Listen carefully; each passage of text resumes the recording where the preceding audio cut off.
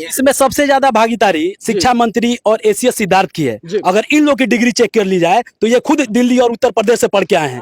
तो अगर वो दिल्ली और उत्तर प्रदेश से पढ़ के आए हैं तो ये आरक्षण वाली सीट पे सुनील कुमार जी क्यों नहीं इस्तीफा दे रहे हैं? मेरे बाप दादा परदादा सब यहाँ बहुत पहले से विजयपुर में रह रहे हैं जी। हम इस समय बैठे हुए हैं विजयपुर प्रखंड में, हम लोग इस समय बैठे हुए हैं जी।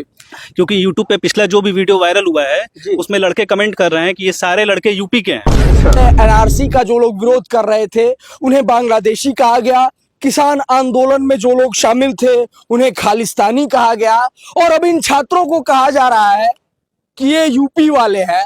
तो मैं पूछना चाहूंगा कि नीतीश कुमार जी 2016 में रूबी राय कहाँ की निवासी थी? यदि आप हमें भोरे विधानसभा का निवासी मानते हैं जी, तो हमें भी 40% जो आप दे रहे हैं अन्य बिहार वासियों को वो हमें मिलना चाहिए। आपने नीति कौन सा लगाया है? डोमिसाइल। उसका मतलब क्या होता है? कानूनी नागरिकता जी। तो हाई स्कूल और इंटर का सर्टिफिकेट कानूनी नागरिकता है क्या? सारी कोशिश है कि ये सूरत बदलनी चाहिए, और मेरे सीने में नहीं तो तेरे सीने में सही हो जहां पर भी ये, लेकिन आग जलनी चाहिए।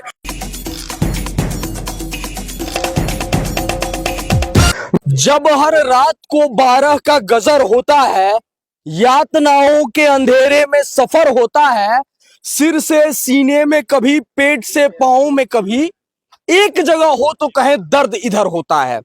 कुछ ही दिनों पहले बिहार में एक मांग उठी थी, वो मांग थी टीआरई 3 बहाली में, बीपीएससी शिक्षक बहाली में रिवाइज रिजल्ट यानी कि सप्लीमेंट्री रिजल्ट की मांग को लेकर के। मांग बिल्कुल जायज थी कि यदि 40,000 पदों पर रिक्तियां निकाली गई तो 20,000 नियुक्तियां करके आप कैसे कह सकते हैं कि हमने बहाली की है। एक और मांग उठी है नई डोमिसाइल नीति में संशोधन को लेकर। सुखद जीवन के लिए स्वस्थ आंखें एवं मजबूत दांत बेहद जरूरी हैं। आज की छोटी सी लापरवाही कल की बड़ी परेशानी हो सकती है। इसीलिए हम लेकर आए हैं कुशल चिकित्सकों एवं अत्याधुनिक कंप्यूटराइज्ड मशीनों से लैस प्रतिष्ठान सिटी आई केयर एवं सिटी डेंटल केयर, जहां डॉक्टर अनूप बर्नवाल एवं डॉक्टर अनुराग बर्नवाल करेंगे आंखों एवं दांतों से जुड़ी आपकी हर छोटी बड़ी समस्या का समाधान। तो आंखों या दांतों में हो रही किसी भी प्रकार की तकलीफ से कम खर्चे में छुटकारा पाने के लिए पीएनबी बैंक से 100 मीटर उत्तर दिशा में भोरे रोड कटिया बाजार स्थित सिटी आई केयर एवं सिटी डेंटल केयर में विजिट जरूर करें। ये मांग इसलिए भी महत्वपूर्ण है क्योंकि ये जिस जगह से उठी है वो बहुत खास है। बिहार के शिक्षा मंत्री माननीय सुनील कुमार जी के अपनी विधानसभा क्षेत्र या फिर कि अपने प्रखंड कहें कि उनके आंगन से ये आवाज उठ करके आई है कि नई डोमिसाइल नीति में संशोधन होना चाहिए। हमारे पीछे आप देख सकते हैं कि तमाम छात्र आज विजयपुर प्रखंड कार्यालय में मौजूद हैं अपनी इन मांगों को लेकर के मजबूती से रखने के लिए, और ये मांग रख रहे छात्रों से हम जानेंगे कि इनकी मांगों का आधार क्या है, ये किस रूप में डोमिसाइल नीति चाहते हैं। लेकिन उससे पहले मैं अपने सभी दर्शकों के लिए ये बताना चाहूंगा कि बिहार को छोड़कर बाकी जितने भी राज्यों में डोमिसाइल नीति लागू है वहां पर डोमिसाइल का मतलब निवास या फिर कि मूल निवासी से होता है। फिर बिहार सरकार ने किस आधार पर यह फैसला किया कि 10वीं अथवा 12वीं की परीक्षा जिन छात्रों ने बिहार से पास की है उन्हें बिहार का निवासी माना जाएगा। मैं अपने सभी दर्शकों से पूछना चाहूंगा कि क्या आपको वह दौर याद है जब आसपास के प्रदेशों में यह चर्चा होती थी कि कोई छात्र अगर कहीं से पास नहीं हो पा रहा है तो उसका बिहार से एडमिशन करा दीजिए, वहां से बेंच और कुर्सियां तक पास हो जाती हैं। क्या इसी बिहार में 10वीं और 12वीं को यह माना जाएगा कि वह नागरिकता का प्रमाण पत्र है? वोट देने के लिए एसआईआर में तो ऐसी कोई बाध्यता नहीं है। फिर इन छात्रों के रोजगार के अवसरों को क्यों सीमित किया जा रहा है? क्यों बिहार सरकार इन्हें बाहरी बनाने पर तुली हुई है? ये सवाल पूछने के लिए ये छात्र यहाँ पर मौजूद हैं और इन छात्रों से हम सीधा सीधा प्रश्न करेंगे। क्या मांग है आप लोगों की? सर हम लोग जितना हाई स्कूल किए हैं, इंटर किए हैं, सब कुछ हम लोगों ने यूपी से किया हुआ है, जबकि हम निवासी बिहार के ही हैं। अच्छा, कब आपने हाई स्कूल और इंटर किया था? हमने 2013 में हाई स्कूल किया है, 2015 में इंटर किया है जी और दोनों हमने देवरिया से किया है। जी ग्रेजुएशन भी हमने वहीं से किया है, बीएड भी हमने वहीं से किया है। जी मेरे बाप दादा परदादा सब यहाँ बहुत पहले से विजयपुर में रह रहे हैं। जी हम इस समय बैठे हुए हैं विजयपुर प्रखंड में, हम लोग इस समय बैठे हुए हैं जी क्योंकि यूट्यूब पे पिछला जो भी वीडियो वायरल हुआ है जी। उसमें लड़के कमेंट कर रहे हैं कि ये सारे लड़के यूपी के हैं, अच्छा जो कि हम लोग हैं बिहार के ही। जी जी ठीक। और उसमें काफी हम लोग का विरोध भी हो रहा है कि ये सारे यूपी वाले हैं और ये घुसना चाह रहे हैं, इसमें किस तरह घुसना के लिए चाह रहे हैं, बस यही चाह रहे हैं लोग। मैं अपने सभी दर्शकों को बताना चाहूंगा, सबसे पहले आप किसान आंदोलन पर चले जाइए, या उससे पहले एनआरसी का जो लोग विरोध कर रहे थे उन्हें बांग्लादेशी कहा गया, किसान आंदोलन में जो लोग शामिल थे उन्हें खालिस्तानी कहा गया, और अब इन छात्रों को कहा जा रहा है कि ये यूपी वाले हैं। तो मैं पूछना चाहूंगा कि नीतीश कुमार जी 2016 में रूबी राय कहाँ की निवासी थी? उनकी शैक्षणिक योग्यता इतनी थी कि उन्होंने अपना सब्जेक्ट पॉलिटिकल साइंस बताया था और वो बिहार से इंटर कर रही थी। इसके बाद वो बिहार की टॉपर भी बन गई थी। तो क्या यह प्रमाण है कि बिहार से पास करने वाले छात्र योग्य होंगे? जिन छात्रों ने बेहतर शिक्षा के लिए दूसरे प्रदेशों का चयन किया, क्या उन्हें ये अवसर नहीं मिलना चाहिए कि वो वहां से सीखी हुई बातें ला करके और बिहार की शिक्षा की गुणवत्ता में सुधार ला सके?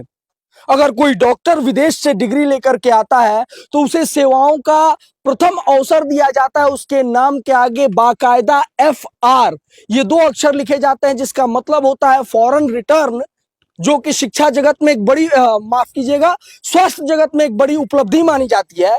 तो क्या इन छात्रों के साथ ये डोमिसाइल नीति के माध्यम से भेदभाव नहीं हो रहा है?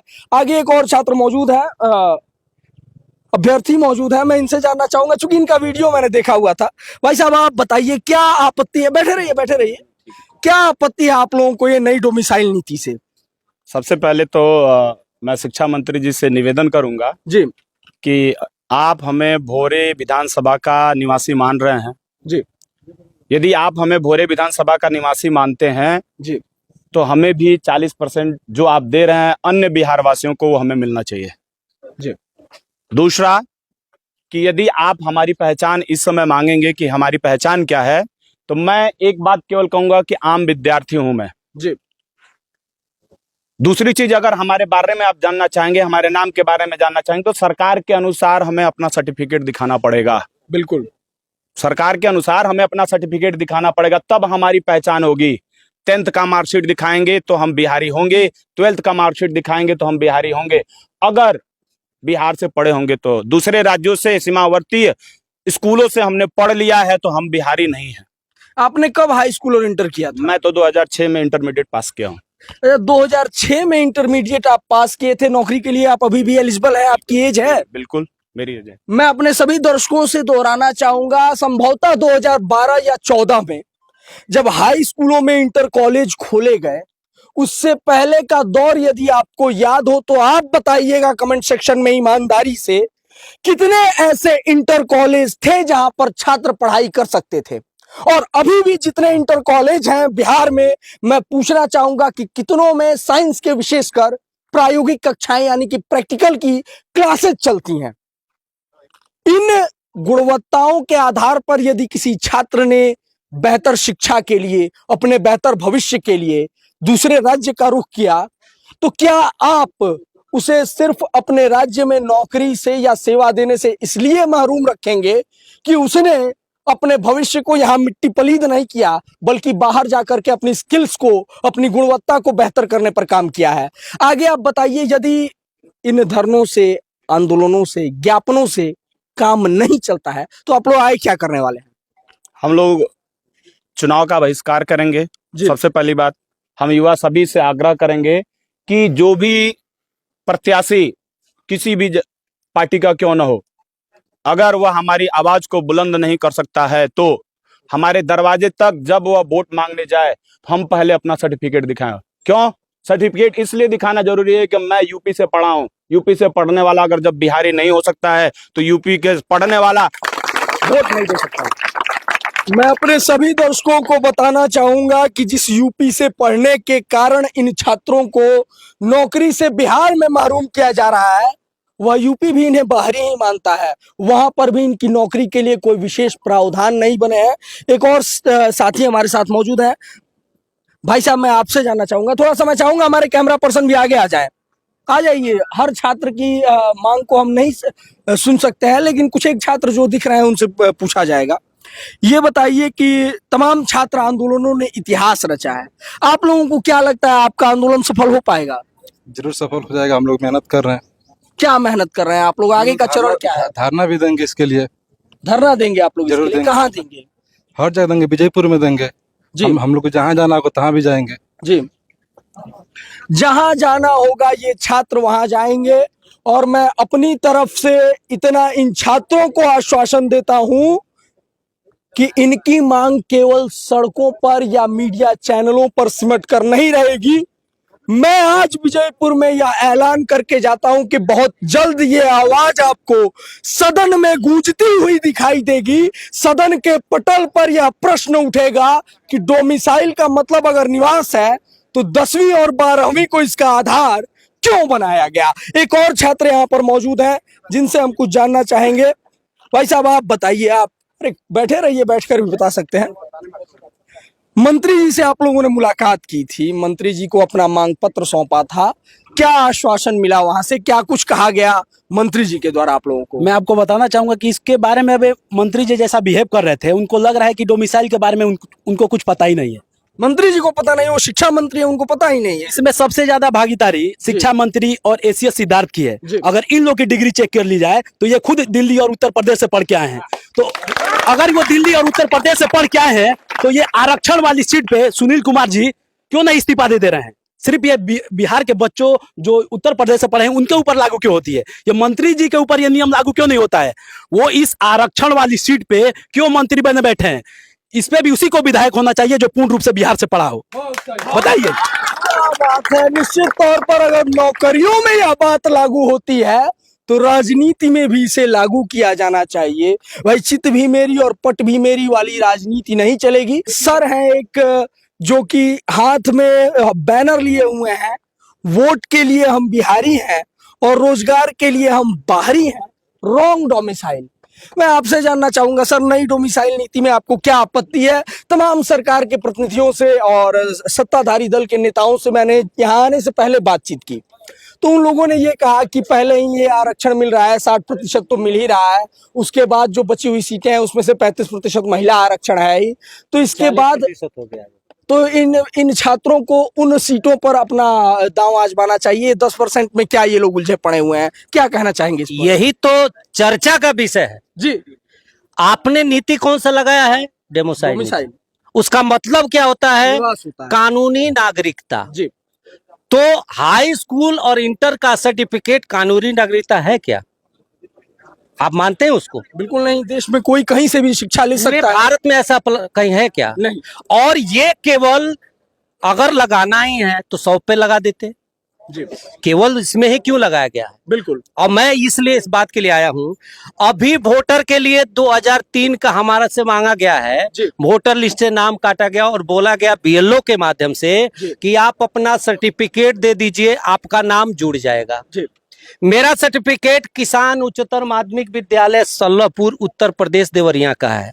यदि मैं वो देता हूं तो मैं वोट देने का अधिकारी हो जाता हूं। लेकिन यदि मैं उसी के आधार पे नौकरी के लिए अप्लाई करूंगा तो मैं उसके लिए उपयुक्त नहीं माना जाऊंगा। ये कहाँ का न्याय है? इसीलिए ये बैनर लगा है कि मैं वोट देने के लिए मतलब आपका यहाँ का नागरिक हूं और नौकरी पाने के लिए बाहरी हूं। ये एक छलावा है। चलिए, निश्चित तौर पर बिहार की जनता ये बात अब समझ रही है कि नौकरी के लिए एक छलावा बिहार की सरकार कर रही है।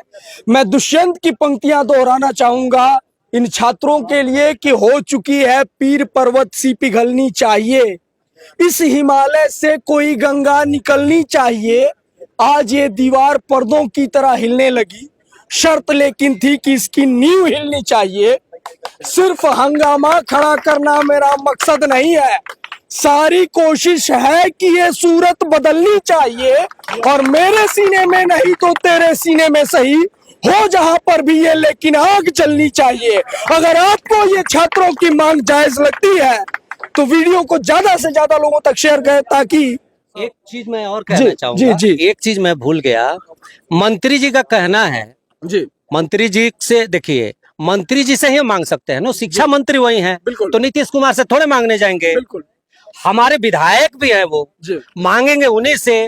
नियम बोला है तो मांग किससे होगी। दूसरी बात मैं ये कहना चाहूंगा कि रही बात, जैसे कहा गया है कि बहुत सारे लोगों को सोशल मीडिया से कहा गया कि ये जितने लोग हैं यूपी वाले हैं, तो मंत्री जी एक काम करें, अगली बार कहीं एक बैठक बनाने, हम अपना वोटर लिस्ट बिहार का लाएंगे और सर्टिफिकेट यूपी का ला के दिखाएंगे, चलिए क्या बात है, तब मानेंगे ना। बिल्कुल। भाई साहब एक और मौजूद है, आप क्या कहना चाहते हैं इस पूरे प्रकरण पर?